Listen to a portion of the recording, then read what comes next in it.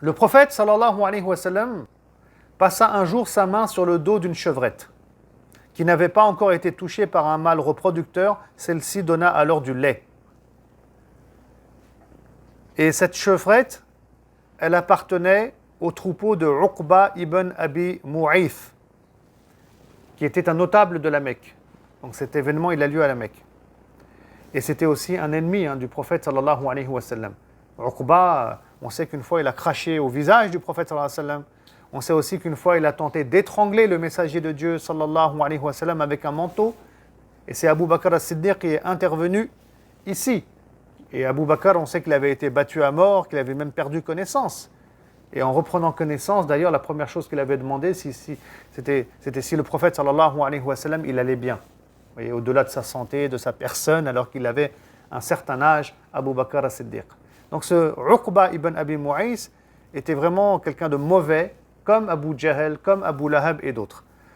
Et donc il avait une chevrette dans son troupeau, et celui qui gérait son troupeau, c'était Abdullah ibn Mas'ud, radiyallahu ta'ala anhu, un des grands compagnons du prophète sallallahu alayhi wa sallam.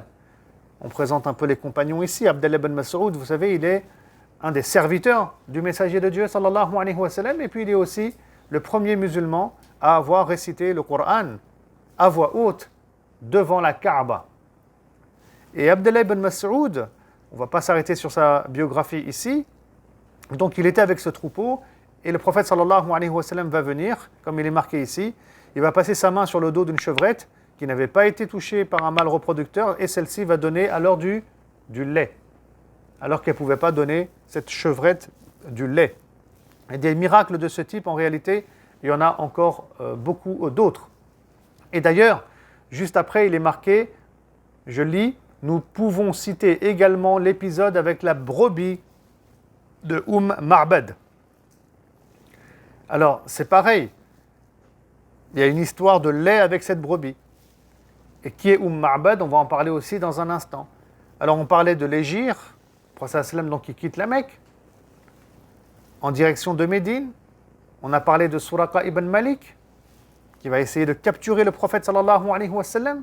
Tout ça, ça se passe sur le chemin vers Médine. Et puis à un moment donné, sur la route, le prophète sallallahu alayhi wa sallam, il va tomber sur un campement avec une femme qui est présente et qui s'appelle Ma'bad. Et son mari n'est pas là. Son mari, il est parti faire paître les troupeaux, les brebis, les moutons, etc. Mais il y avait une brebis qui était restée auprès de Ma'bad et qui ne donnait plus de lait.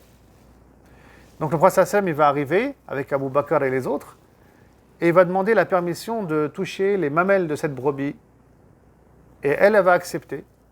Et là, quand le prophète sallallahu alayhi wa sallam, il va toucher les mamelles de cette brebis, il y a du lait qui va sortir en abondance. Et ils vont tous pouvoir en boire à satiété. Donc c'est ça le miracle ici dont Ibn Sayyid al-Nas nous parle. Quant à Ma'bad, donc c'est une femme qui est célèbre, elle s'appelait Atiqa bint Khalid, elle va embrasser l'islam d'ailleurs suite à cet événement, ainsi que son mari. Son mari mourra quelque temps après. Et Ma'bad, c'est elle qui rapporte, on va dire, une description précise du prophète Mohammed sallallahu alayhi wa sallam. Alors il y en a d'autres.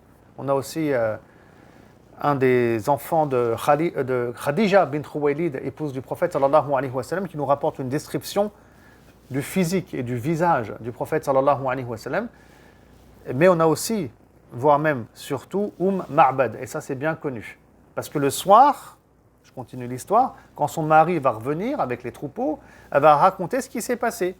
Elle va dire, voilà, il y avait un homme, et elle va le décrire. Voilà comment était son nez, son regard, sa barbe, tout, ses joues, ses dents. Elle fait une description précise du visage du prophète sallallahu alayhi wa sallam.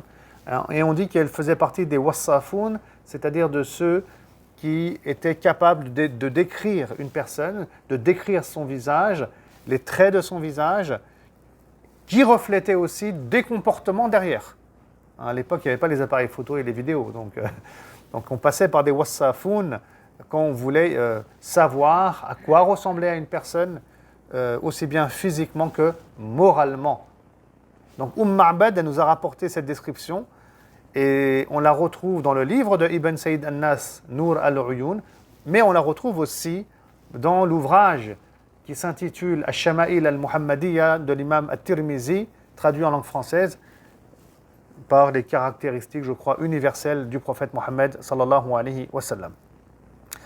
Donc Ma'bad va décéder sous le califat de Othman ibn Affan, troisième calife de l'islam, et c'était une femme qui était très respectée par les compagnons du prophète sallallahu alayhi wa sallam, et elle est très respectée jusqu'à l'heure d'aujourd'hui.